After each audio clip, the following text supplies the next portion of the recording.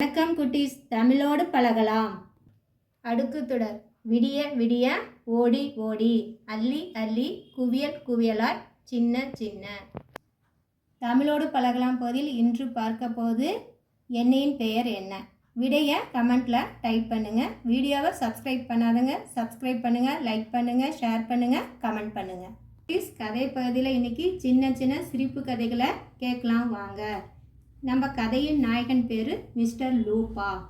Mister லூப்பா ஒரு சமயம் college ஸ்டூடெண்ட்டோட பேசிகிட்டு இருந்தார். அவங்க என்ன பேசினாங்க அப்படின்னா, அமெரிக்க விண்வெளி வீரர்களை பற்றி பேசிக்கிட்டு இருந்தாங்க. அப்போ அந்த ஸ்டூடெண்ட் சொல்கிறான், நிலவுக்கு போகிறத பற்றி அமெரிக்கர்கள் ரொம்ப அலட்டிக்கிறாங்க அப்படின்னு சொன்னான். அதுக்கு மிஸ்டர் லூப்பா இது என்ன பெரிய விஷயம், என்னால் நேரடியாக சூரியனுக்கு கூட போக முடியுமே அப்படின்னு சொல்கிறாப்புல. உடனே அந்த ஸ்டூடெண்ட்டுக்கு ஆச்சரியம், அது எப்படி முடியும்?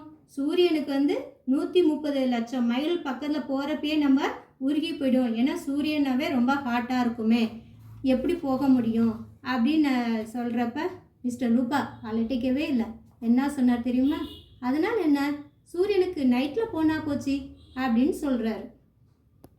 ஒரு சமயம் லூப்பா எலக்ட்ரிக்கல் இன்ஜினியருக்கான வேலைக்கு போகிறாரு, இன்டர்வியூக்கு போகிறாரு.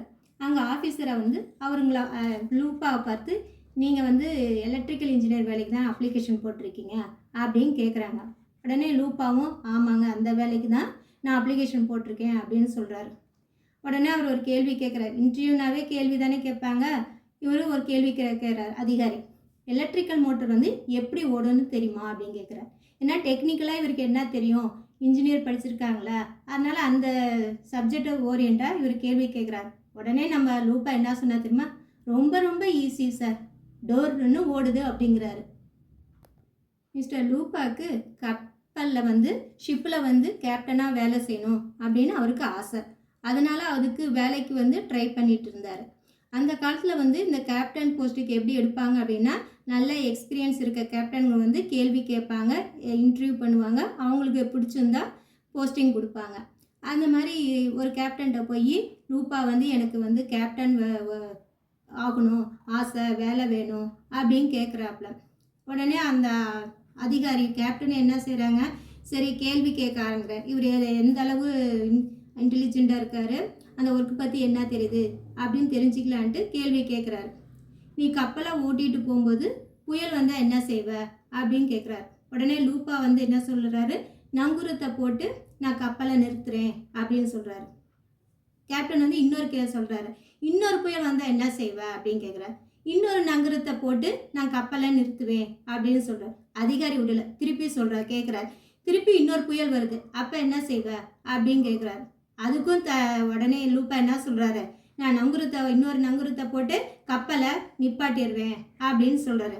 அதுக்கு கேப்டன் கேட்குறாரு, உனக்கு இவ்வளோ நங்கூரம் எப்படி கிடைக்கும், கப்பலாக ஒன்று தானே இருக்கும் அப்படின்னு கேட்குறாரு. உடனே லூப்பா சொல்கிறாரு, உங்களுக்கு மட்டும் இத்தனை புயல் வரப்ப எனக்கு நங்கூரம் கிடைக்காம போகுமா அப்படின்னு சொல்கிறார். உடனே இந்த பதிலால் கேப்டனுக்கு ஹாப்பியாகி அவருக்கு வேலையும் போட்டு கொடுக்குறாரு.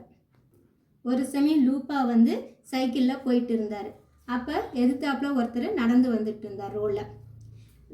லூப்பா தெரியாமல் அவரை மோதிட்டார். உடனே அவருக்கு எதிர்த்தாப்பில் வந்தவருக்கு கோவம், ஏன்பா பார்த்து வரக்கூடாதா அப்படின்னு. அதுக்கு லூப்பா சொல்கிறான், சார் பார்த்து தான் சார் வந்தேன் அப்படின்னு. இந்த பதில் அவருக்கு கோவம் இருந்துச்சு, முறைச்சி பார்க்குறாரு. உடனே லூப்பா, மன்னிக்கணும் சார், ஏன்னா மன்னிச்சிடுங்க, பிரேக் பிடிக்கல அப்படின்னு சொல்கிறேன். உடனே இவர் சைக்கிளை பார்க்குறாரு. சைக்கிளை பார்த்தா அது புதுசாக இருக்குது, நம்ம புதுசாக தானே இருக்குது அப்படின்னு சொல்லிட்டு பிரேக்கை அவர் எதிர்த்தாப்பில் அவர் செக் பண்ணுறாரு. அது நல்லா தான் ஒர்க் ஆனது பிரேக்கும். அப்போ நல்லா தானேப்பா வேலை செய்யுது, நீ ஏன் பிரேக் பிடிக்கல அப்படின்னு சொன்னோன்னே, இல்லை சார், நான் பிரேக் பிடிக்கல, பிடிச்சாதானே அது வண்டி நிற்கும் அப்படின்னு சொல்கிறார். இந்த பதிலை கேட்டு அவருக்கு சிரிப்பு வந்துருச்சு. அவரும் சரி போ அப்படின்னு மன்னிச்சு விட்டார். ஒரு சமயம் லூப்பா ஒரு கம்பெனிக்கு இன்டர்வியூக்கு போகிறாரு.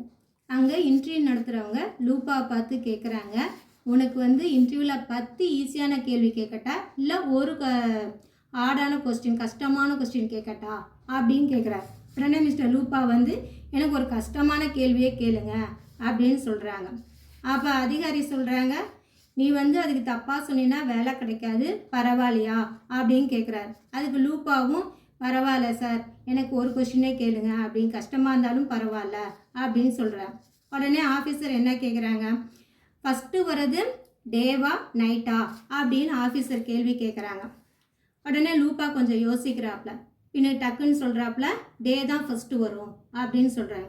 அதிகாரி வந்து கேட்குறாங்க ஆஃபீஸர், நீ எப்படி சொல்கிற, டே தான் ஃபஸ்ட்டு வரும்னு எப்படி சொல்கிற, ரீசன் என்ன அப்படின்னு சொல்கிறார். உடனே லூப்பா வந்து, சார் நீங்கள் என்ன சொன்னீங்க, ஒரு கொஸ்டின் தான் கேட்பேன், கஷ்டமான கேள்வி ஒரு கேள்வி தான் கேட்பேன், நீங்கள் இப்போ ரெண்டாவதாக கேட்குறீங்க, அது எப்படி நான் பதில் சொல்ல முடியும் அப்படின்னு சொன்னோன்னா ஆஃபீஸர் வந்து அவர் புத்திசாலியை பாராட்டி வேலையை கொடுத்துறாரு.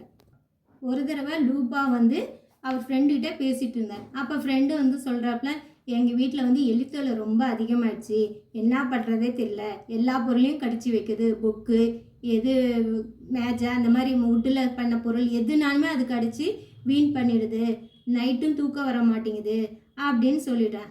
அதுக்கு லூப்பா சொல்கிறாரு, எலிக்கு மருந்து வைக்க வேண்டியதானே அப்படின்னு சொல்கிறார். அதுக்கு சொன்ன, எலிங்கெல்லாம் வச்சாச்சு, மருந்து வச்சாச்சு சார், இருந்தாலும் அது வந்து கில்லாடிங்க, அந்த உணவில் வந்து மருந்து தடவி வைப்பாங்க இல்லையா, அந்த உணவை மட்டும் தவிர்த்துட்டு மீதெல்லாம் சாப்பிட்றது.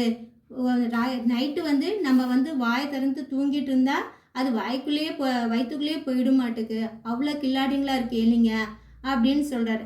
அதுக்கு மிஸ்டர் லூப்பா என்ன தெரியுமா சொல்கிறாரு, அப்படி வயிற்றுக்குள்ளே போயிட்டா எலியை ஒழிக்க வந்து என்கிட்ட ஒரு சூப்பர் ஐடியா இருக்குது அப்படின்னு சொல்கிறாரு.